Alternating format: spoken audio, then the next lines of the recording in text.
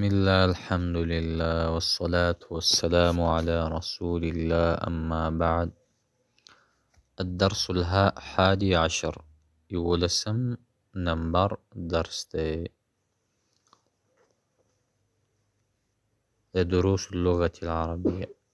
بيتي دي ويكور زما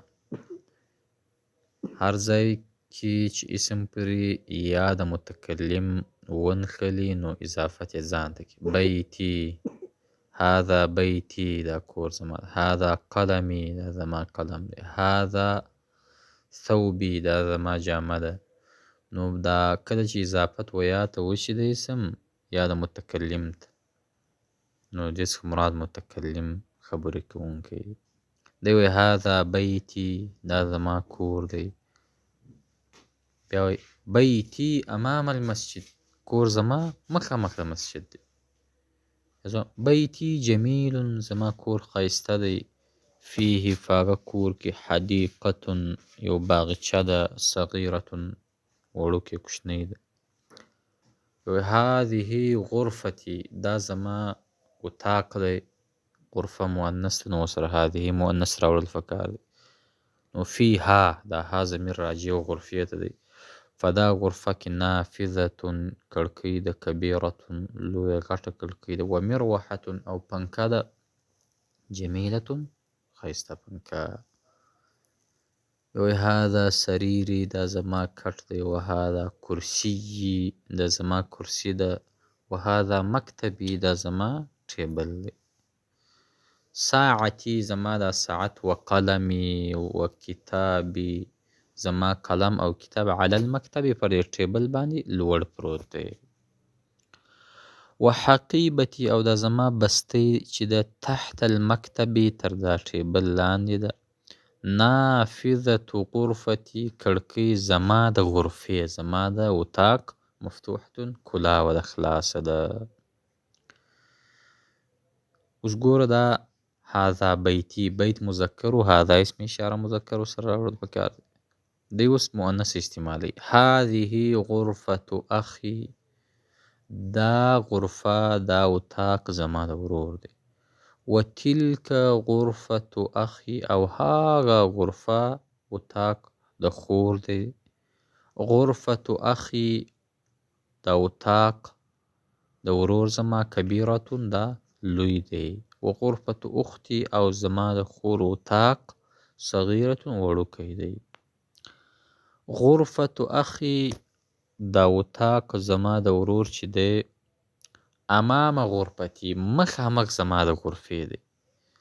او وغرفة اختی او غرفه او اتاق زما د خور، امام المطبخ مخامخ د اشپزخانې دی. بیا وایي لی اخ زما یو ورور دی، واحد یو، او اسمه اسامة چې دغه نوم اسامه دی. ولی اخت او زما یو خور ده، واحدة یوه، اسمها سعاد دغه نوم سعاد دی. ابي پلار زما، و امي مور زما، فی تلک الغرفة الکبیرة په هغه غرفه لوی اتاق کې دی. انا احب زه محبت لرم، ابي زما د پلار سره، و امي زما د مور سره. و احب او دا رقم محبت لرم، اخي زما د ورور سره، و اختي او د خور زما سره. تمارینو اول اقرأ واکتب.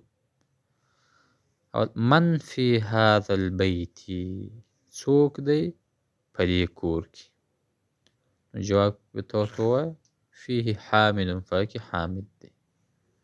دویم ماذا فی الحقیبة دی بستی کې څه پراته دی. جواب کې فیها کتابی فاکی زما کتاب دی، و قلم او زما قلم دی، و دفتری او زما کتابچه ده.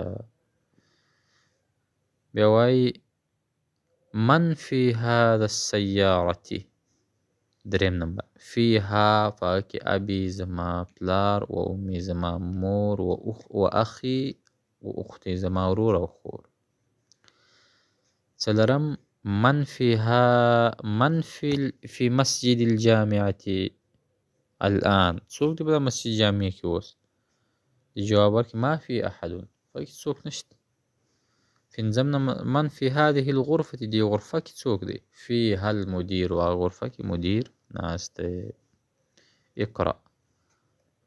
احب اول احب محبت لرم زه ابي زما د پلار و امي د مور سره. دویم احب زه محبت لرم اخي زما د ورور سره، اختي او زما د خور سره. دریم احب زمیلی زه محبت لرم خپل ملګري سره. څلورم احب استاذي زه محبت لرم زما د استاد سره. او پنځم نمبر احب الله محبت د الله سره کوم. او شپږم احب النبي صلی الله علیه وسلم زه محبت لرم د نبی صلی الله علیه وسلم سره، صلی الله علیه وسلم. اوهم نمبر احب اللغة العربیة زه محبت لرم د لغت العربی سره. نو دا 11 نمبر درس و. وبالله تعالى التوفيق.